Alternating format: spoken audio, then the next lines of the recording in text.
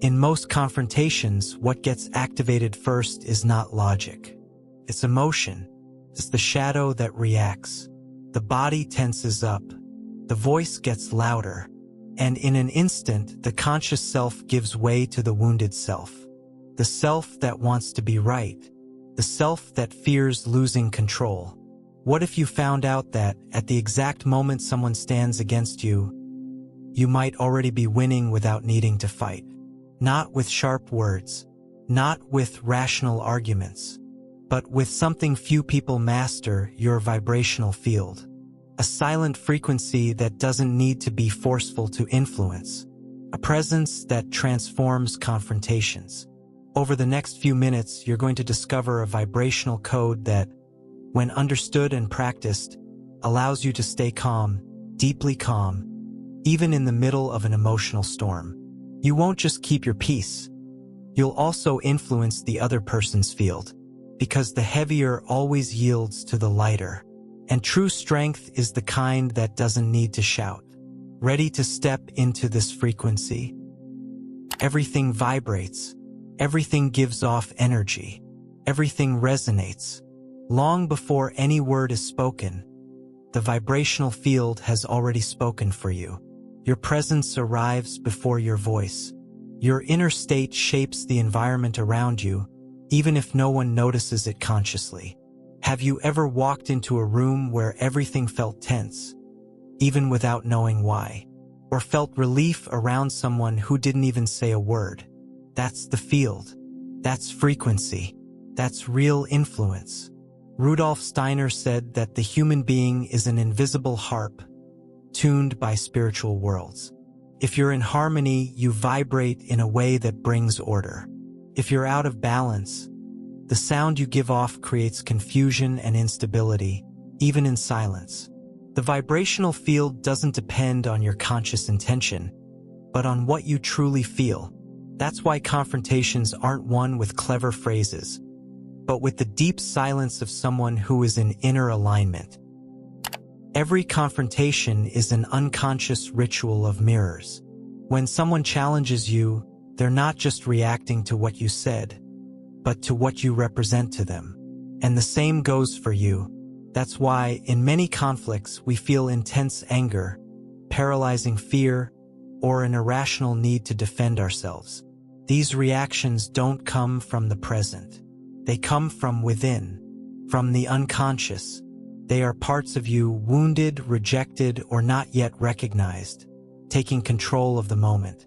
Carl Jung called this the projection of the shadow. What we do not face in ourselves, we will meet as fate.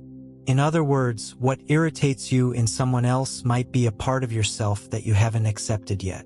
In confrontations, we activate deep archetypes.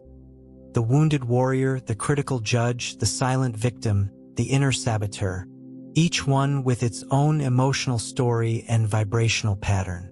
Noticing this already changes the game, because instead of trying to win over the other person, you start noticing who inside you is reacting. The adult? The wounded child? The strict parent you took on without realizing? Pause, breathe, ask yourself, which part of me wants to take control right now? Just by bringing awareness to that, the field already starts to change. There is a place inside you that doesn't react, doesn't judge, and doesn't panic. That place is the observer. It's the silent awareness that simply notices, and by noticing, begins to dissolve the tensions that control your field. Alan Watts said that when you become the observer of your mind, you are no longer a slave to emotional waves. You become the ocean. In a confrontation, reaching this neutral state is like lighting a candle in the dark. You don't need to convince anyone. You just need to truly be present. Because the other person, even if unconsciously, can feel when there is real presence in front of them.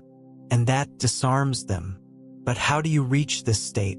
Start with your breath. A simple technique, triangle breathing.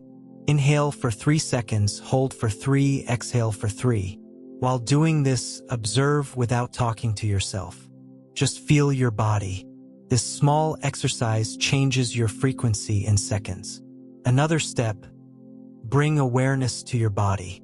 Where do you hold tension when you're confronted? Jaw? Stomach? Shoulders? Notice, relax, breathe again.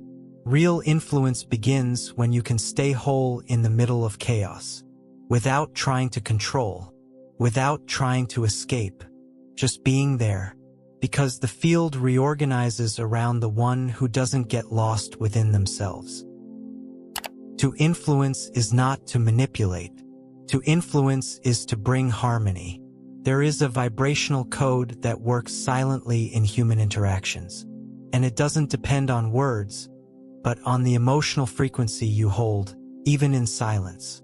When you vibrate anger, the other person feels the attack before they hear your argument. When you vibrate fear, they feel the weakness. But when you vibrate calm strength, inner truth, and quiet compassion, the field around you starts to shift. James Hillman said that the soul influences more through the quality of the gaze than through the strength of the voice. A steady gaze, coming from someone grounded in themselves, has the power to dissolve defenses. Picture a tense environment. Someone walks in, says nothing, but their state gives off calm and confidence. People slow down. The tone of their voices changes. Why? Because the most stable vibration rebalances the unstable ones. That's the code. Can't be faked. Can't be copied. Because the field vibrates truth. True influence doesn't come from outward charm, but from inner alignment. So the question is not, what should I say? The question is, what frequency am I holding right now? Because the other person will always feel what you vibrate, even if they don't understand it with their mind. In every confrontation, there's an inner dance between opposite forces. It's not just you and the other person. It's also your own inner parts clashing, trying to come out, trying to be heard. In Jungian psychology, we call these forces anima and animus, the inner feminine in men and the inner masculine in women. But both exist in all of us, no matter our gender. When a man shuts down, becomes hard, and overly rational in a conflict, it's often his anima being rejected. Emotion, sensitivity, and inner care have been silenced, and what's left is rigidity. When a woman explodes in anger or takes on a highly controlling attitude, it might be a wounded animus at work, a critical, impatient voice, often learned from male figures in childhood. The outer conflict then becomes a stage for the inner imbalance between these energies. But once you recognize this, the confrontation shifts. It stops being a fight and becomes a revelation. A mirror showing you which part of yourself is asking to be integrated. Integrating the animus and the anima doesn't mean removing their extremes, but allowing strength and sensitivity to exist together. Letting reason and intuition talk to each other. Letting the urge to act listen to the wisdom of the pause. Inner balance creates outer peace. Because when the opposites inside you make peace, the other person stops being the enemy and becomes just another mirror. The greatest strength you can access in a confrontation is non-resistance. Not because you're giving in to the other person, but because you refuse to be pulled into their storm. The ancient masters knew this. In the Tao Te Ching it says, "Water overcomes stone. Softness overcomes hardness." Water's nature isn't weak. It just doesn't fight. It flows around, moves through, dissolves. And in the right time, it transforms everything around it. Reacting defensively is a reflex of the wounded ego. It's fear trying to protect your image, your truth, your emotional space. But this kind of defense only feeds the conflict. Like two waves crashing over and over, both trying to be the last to break. True presence influences because it doesn't react. It watches, it listens, and only then, if needed, chooses to respond. Think of a disagreement at work. The other person raises their voice, tension rises. Instead of matching their tone, you go quiet. You breathe. You look at them with steadiness, but without judgment. You're not giving in. You're choosing to stay centered. That disarms.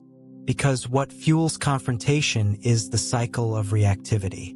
When you break that cycle, the other person is forced to reorganize. Not reacting isn't being passive.